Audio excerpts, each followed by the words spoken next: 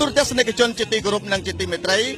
ក្បួនយុទ្ធនាការឃោសនារកសម្លេងឆ្នោតជ្រើសរើសក្រុមប្រឹក្សាឃុំសង្កាត់ដែលដឹកនាំដោយលោកប្រធានគណៈកម្មការប្រធានគណៈបក្សសង្គ្រោះជាតិនៅព្រឹកថ្ងៃទី26 ខែឧសភាឆ្នាំ2017នេះនាខេត្តឧត្តរមានជ័យត្រូវបានរំខានដោយធុងបាសរបស់គណៈបកប្រជាជនកម្ពុជាដូច្នេះសូមស្ដាប់នៅសេចក្តីថ្លែងការណ៍ដែលលាយឡំជាមួយនឹងធុងបាសដូចតទៅបាទគណៈបកសង្គ្រោះជាតិចង់ប្រកួតគ្នាលើគោលនយោបាយអត់មានប្រកួតកម្លាំងបាយទេ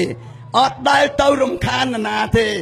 អត់ទៅប្រើអំពើហិង្សាទេបងប្អូនគណៈបកសង្គ្រោះជាតិឈ្នះគ្មានទេអំពើហិង្សាគ្មានទេការគំរាមកំហែងគ្មានទេការសម្លុតធ្វើសង្គ្រាមបងប្អូនគ្មានជាដាច់ខាតឥឡូវបងប្អូនជនជាតិលោកអ្នកវាយតម្លៃនៅពេលគណៈបកសង្គ្រោះជាតិមិនទាន់ព្យានេះបងប្អូនឃើញទេគេមករំខានយើងចឹង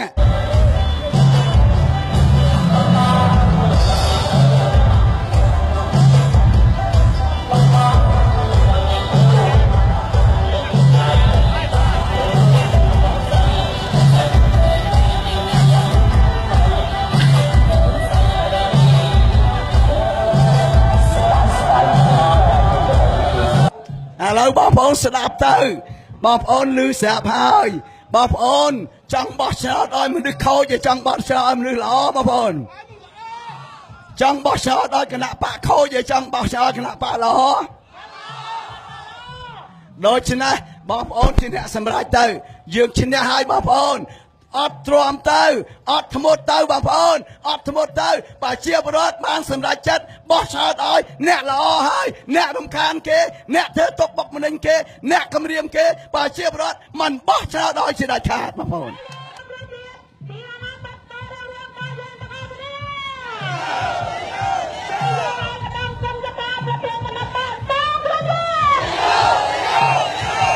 ព័ត៌មាននេះការរំខាននេះនឹងលឺខ្ទរខ្ទាពេញពិភពលោកហើយបងប្អូនខ្ញុំមិនដែលទៅខេត្តណាមានអ្នករំខានចឹងទេព្រោះយុទ្ធនាការឃោសនាបោះឆ្នោតដូច្នេះការរំខាននេះពិភពលោកនឹងដឹងអ្នកណាឈ្នះដោយរំខានអ្នកណាឈ្នះដោយកតញ្ញូប្រជារាស្ត្រនឹងឲ្យតម្លៃហើយបងប្អូនជ័យយោប្រជាពលរដ្ឋខ្មែរជ័យយោយុត្តិធម៌ជ័យយោលទ្ធិប្រជាធិបតេយ្យជ័យយោសិទ្ធិសេរីភាពរបស់ប្រជាពលរដ្ឋខ្មែរឥឡូវនេះគណៈកម្មការបោះឆ្នោតសូមពិចារណា